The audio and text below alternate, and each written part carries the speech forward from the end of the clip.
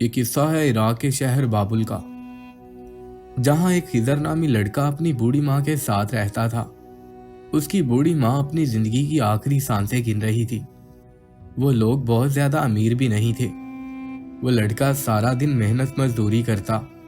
شام کو اسے جو بھی پیسے ملتے ان سے وہ اپنی ماں کے لیے دوا اور 2 وقت کا کھانا لے جاتا۔ وہ اپنی ماں کی دل و جان سے خدمت کر رہا تھا۔ اس نے اپنی بوڑھی ماں کا علاج کروانے کی بہت کوشش کی، لیکن اس کی ماں کی حالت دن بدن خراب ہوتی جا رہی تھی۔ ایک شام وہ اپنی ماں کے پاس بیٹھا تھا۔ اس کی ماں اس کو نصیحت کرنے لگی، بیٹا یہ دنیا بہت ظالم ہے، ان سے بچ کر رہنا۔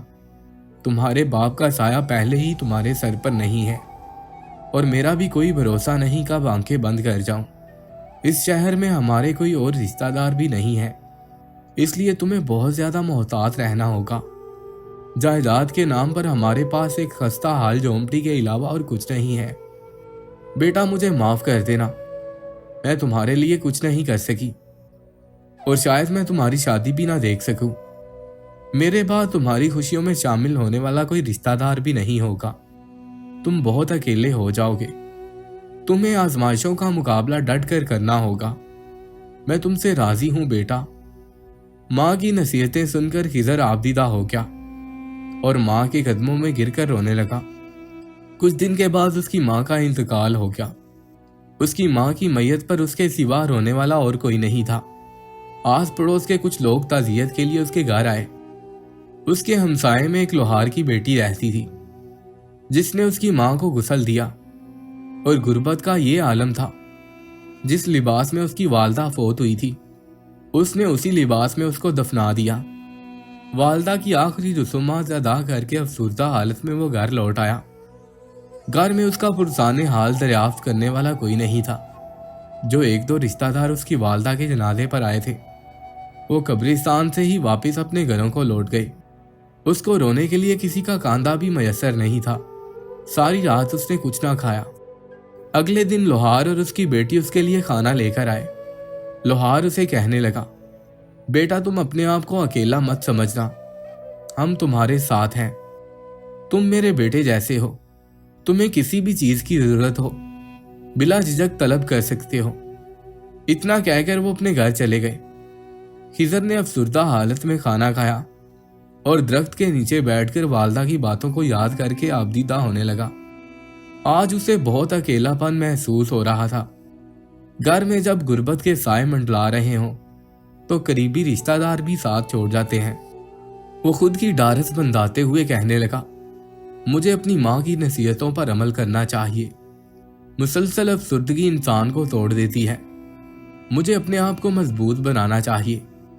اس کے ساتھ ہی وہ کپڑے جھاڑ کر اٹھا، اپنے گھر کو تالا لگایا اور محنت مزدوری کرنے کے لیے نکل گیا۔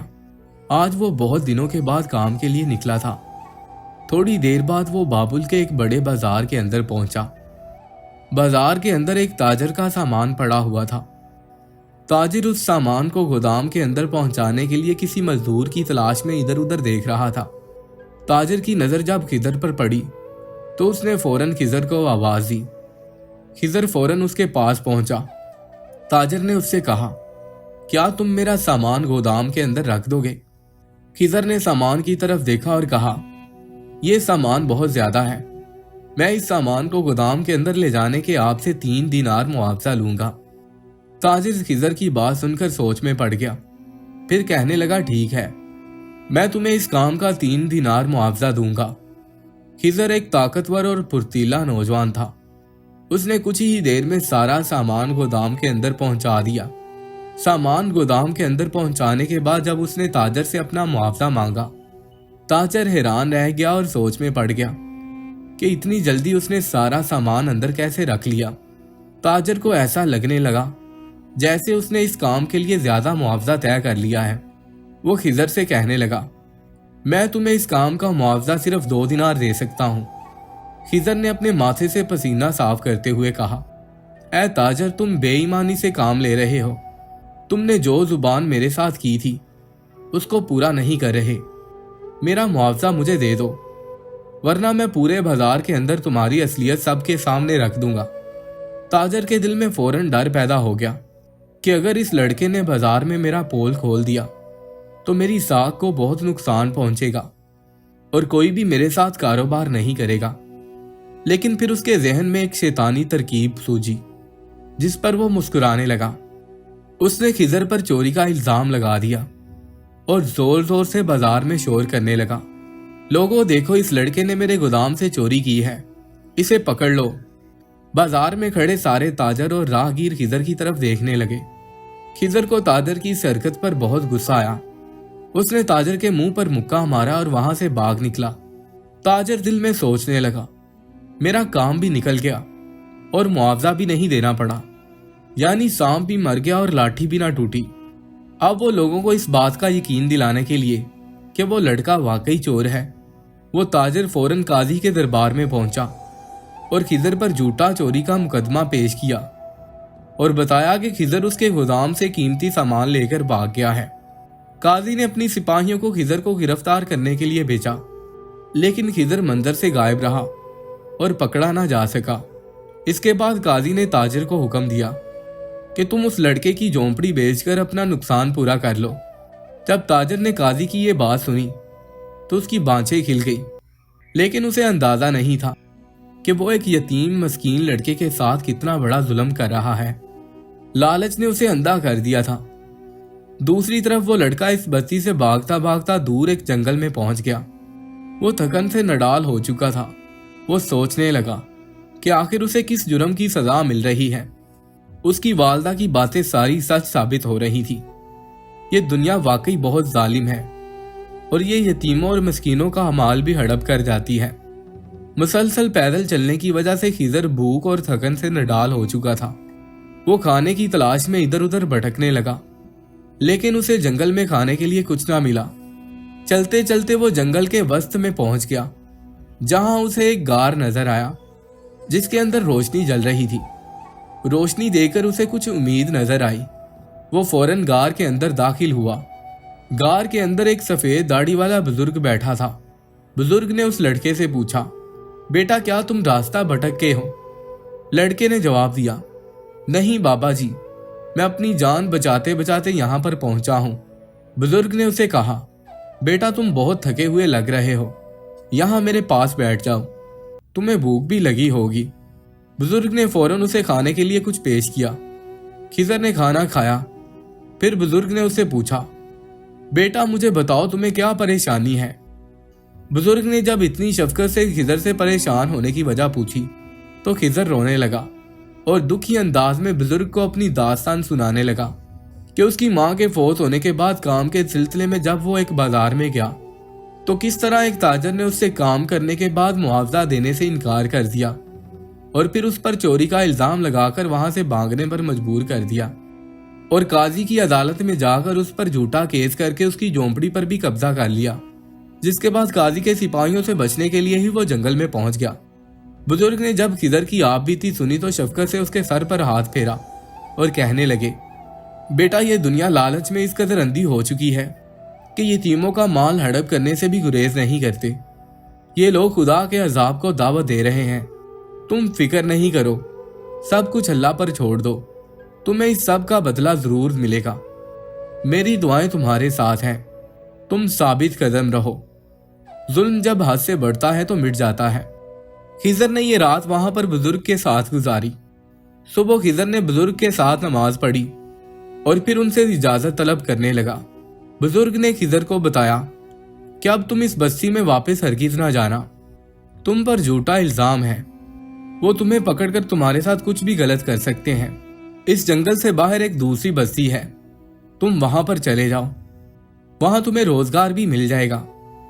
खिजर ने बुजुर्ग का शुक्रिया अदा किया और बस्ती की तरफ रवाना हो गया और उस बस्ती में पहुंचकर वहां के बाजार में मेहनत मजदूरी करने लगा। यूं ही वक्त गुजरता रहा। दूसरी तरफ वो ताजर जिसने खिजर के साथ जुल्म किया था खुदा की पकड़ में आ गया।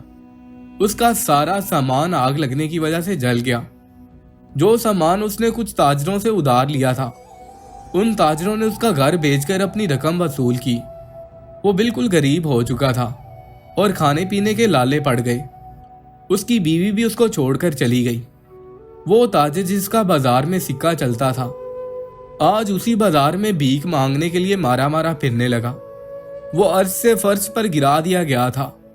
अब उसे एहसास होने लगा था कि उसके साथ जो कुछ भी हो रहा है उसके अपने गुनाहों का नतीजा है। उसने ना सिर्फ उस गरीब मजदूर का मुआवजा खाया था, बल्कि उसका माल भी हड़प कर लिया था, जिसकी सजा खुदा ने उसे इसी दुनिया में ही दे दी थी। वो ताजिर बिल्कुल तन्हा हो चुका था। उसमें इतनी ताकत नहीं थी कि वो मजदूरी कर सके, इसलिए मजबूरन वो भीख मांगने लगा। कुछ लोग उसे भीख दे देते और कुछ उसे दुत्कार देते। एक दिन यूं ही वो भीख मांगता मांगता दूसरी बस्ती जा पहुंचा। बस्ती के अंदर वो एक बड़े बाजार में दाखिल हुआ और एक बड़े ताजर की दुकान के सामने खड़ा हुआ। वो अल्लाह के नाम पर मांगने लगा। ताजर ने जब भिखारी को सदा बुलंद करते हुए सुना तो फौरन अंदर से बाहर आया और उसकी हथेली पर 3 दिनार रखे। भिखारी ने जब 3 दिनार देखे तो सोचने लगा कि ये ताजर बहुत सखी है। उसने जब उस ताजर की तरफ गौर से देखा तो उसे पहचान लिया कि ये तो वही लड़का है जिसके साथ मैंने जुल्म किया था। वो भिखारी फौरन उसके पांव में गिर गया। ये ताजर कोई और नहीं बल्कि खिजर था। वो बूढ़ा भिखारी उसे माफिया मांगने लगा। बेटा, मुझे माफ कर दो, मैं वही ताजर हूं जिसने तुम पर चोरी का इल्जाम लगाया था। तुम कितने सखी हो, तुमने मुझे 3 दिनार भीख में दे दिए, और मैं कितना कमजोर और लालची था कि मजदूरी करने के बावजूद मैं ये तुम्हारे 3 दिनार मजदूरी खा गया और फिर तुम्हारी झोंपड़ी भी नाहक हड़प कर गया। आज मेरा सब कुछ बर्बाद हो चुका है, मेरी दुनिया लुट चुकी है, लेकिन मैं ये नहीं चाहता कि मेरी आखिरत भी बर्बाद हो जाए, और खुदा मुझे तब तक माफ नहीं करेगा जब तक तुम मुझे माफ नहीं करोगे। वो बूढ़ा फौरन उसके पैरों में गिर गया। वो बूढ़ा उससे माफी तलब करने लगा। खिजर ने उस भिखारी को कदमों से उठाकर गले से लगा लिया और कहने लगा, बाबा जी, मैंने आपको माफ किया, मेरे पैरों में यूं गिरकर मुझे गुनाहगार ना करें। खिजर ने ना सिर्फ उस भिखारी को माफ कर दिया बल्कि उसे अपने पास काम पर भी रख लिया। खिजर ने वो झोंपड़ी भी दोबारा खरीद ली जो उस ताजर ने किसी को बेच दी थी। इसके बाद वो अपने हमसाये के घर गया और लोहार से उसकी बेटी का हाथ मांगा।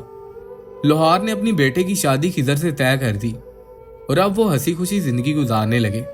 प्यारे दोस्तों, इस कहानी से हमें एक बहुत ही अहम सबक मिलता है कि यतीम का माल खाना ना सिर्फ एक संगीन गुनाह है बल्कि इसका अंजाम भी बहुत भयानक होता है। जो शख्स यतीम के माल पर नाजायज कब्जा करता है या उसे खुद पर हराम तरीके से खर्च करता है, वो असल में अपने लिए अजाब और बर्बादी को दावत देता है। हमें यतीमों के साथ अच्छा सलूक करना चाहिए और उनके सर पर शफकत का हाथ रखना चाहिए। इस अमल से अल्लाह राजी होता है। दोस्तों, उम्मीद करता हूँ आपको आज की ये वीडियो बहुत पसंद आई होगी। पसंद आने की सूरत में इस वीडियो को अपने दोस्तों के साथ लाजमी शेयर कीजिएगा। मिलते हैं एक और नई वीडियो के साथ, तब तक के लिए अल्लाह हाफिज।